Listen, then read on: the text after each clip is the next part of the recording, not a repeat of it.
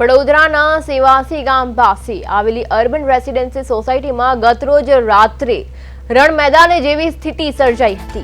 સોસાયટીમાં બેઠેલા યુવકો પર કેટલાક શખ્સોએ ધારદાર હથિયારો સાથે હુમલો કરતા અફરાતફરી મચી ગઈ હતી। આ સમગ્ર મામલાના સીસીટીવી ફૂટેજ પણ સામે આવ્યા છે, જેમાં હુમલાખોરો બેફામ બનીને તાંડવ મચાવતા નજરે પડી રહ્યા છે। સેવાસીના અર્બન રેસિડેન્સી સોસાયટીમાં લાંબા સમયથી કેટલાક માથાભારે તત્વોનો ત્રાસ હોવાનો રહીશો આક્ષેપ કરી રહ્યા છે। ગતરોજ રાત્રે સામાન્ય બાબતે થયેલી બોલાચાલી બાદ એક શખ્સે પોતાના 4 થી 5 સાથીઓને હથિયારો સાથે બોલાવી લીધા હતા। આ હુમલાખોરોએ ઇમારતની લિફ્ટ પાસે ઉભેલા યુવકો પર તૂટી પડીને તેમને ગંભીર ઇજાઓ પહોંચાડી હતી। સીસીટીવીમાં સ્પષ્ટ જોઈ શકાય છે કે કેવી રીતે 3 થી 4 લોકો મળીને બે યુવકો પર હુમલો કરી રહ્યા છે।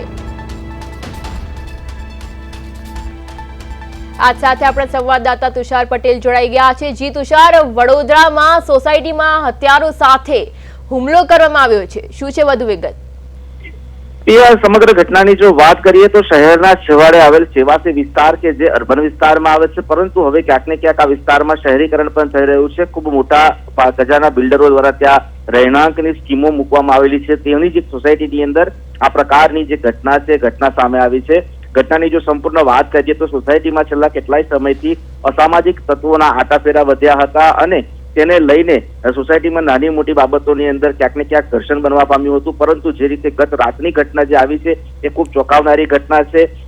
જે સોસાયટીમાં આપ દ્રશ્યોમાં જુઓ છો એ મકાન માલિક દ્વારા કેટલાક યુવકોને ઠપકો આપવામાં આવતા યુવકો દ્વારા 4 થી 5 બીજા મિત્રોને બોલાવીને એ મકાન માલિક ઉપર હુમલો કરવામાં આવ્યો હતો। લિફ્ટ પાસે જ લગાવેલા સીસીટીવી કેમેરામાં સમગ્ર ઘટના કેદ થઈ છે। ત્યારે આવા તત્વો જે છે તત્વો બેફામ બન્યા છે। સોસાયટીના રહીશોની માંગ છે કે સતત આવા લોકોની અવર જવરને કારણે સોસાયટીનું વાતાવરણ પણ બગડે છે। અલબત્ત આ જે હુમલાખોરો છે એ હુમલાખોરો બબાલ કર્યા બાદ ત્યાંથી ફરાર થઈ ગયા હતા।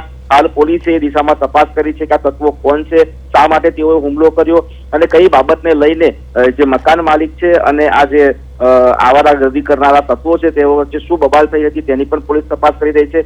પરંતુ સોસાયટીની અંદર જ આવીને જયારે આવા પ્રકારના લોકો ગુંડાગીરી કરતા ત્યારે સુરક્ષા ઉપર અનેક સવાલો ઉભા થાય। પોલીસની કામગીરી પણ શંકાના દાયરામાં આવે છે। ત્યારે હવે પોલીસ આ દિશામાં તપાસ કરે છે અને જે લોકો આમાં જવાબદાર છે તેની સામે ગુનો નોંધીને આગળની કાર્યવાહી પણ હાથ ધરશે। જી તુષાર, જેવી રીતે આવા અર્બન વિસ્તારોમાં પણ આવી હુમલાઓની ઘટના સામે આવી રહી છે, ત્યારે પોલીસ તંત્ર સામે ગંભીર સવાલો ઉભા થયા છે, તે અંગે વધુમાં શું કહેશો?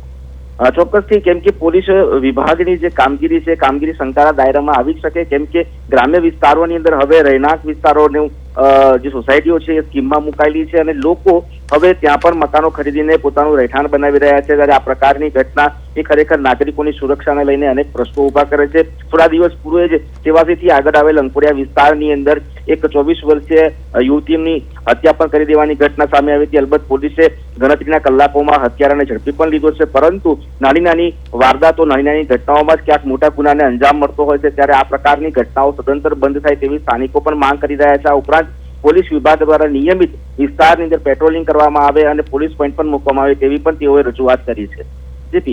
જી તુષાર, સમગ્ર માહિતી બદલ આપનો આભાર। તો વડોદરાથી મહત્વના સમાચાર સામે આવી રહ્યા છે, જેમાં અર્બન વિસ્તારમાં હુમલાખોરોનો તાંડવ સામે આવ્યો છે। બોલાચાલી બાદ શખ્સોએ આ જીવલેણ હુમલો કર્યો હતો। જેવી રીતે સ્ક્રીન પર દ્રશ્ય સામે આવ્યા છે કે કેવી રીતે આ જે શખ્સો જે છે તેમણે હુમલો કર્યો હતો અને તાંડવ મચાવ્યો હતો। ધારદાર હથિયારો સાથે યુવકો પર હુમલો કરવામાં આવ્યો હતો। રહીશોના આક્ષેપથી પોલીસ પર પણ ગંભીર સવાલ ઉભા થયા છે।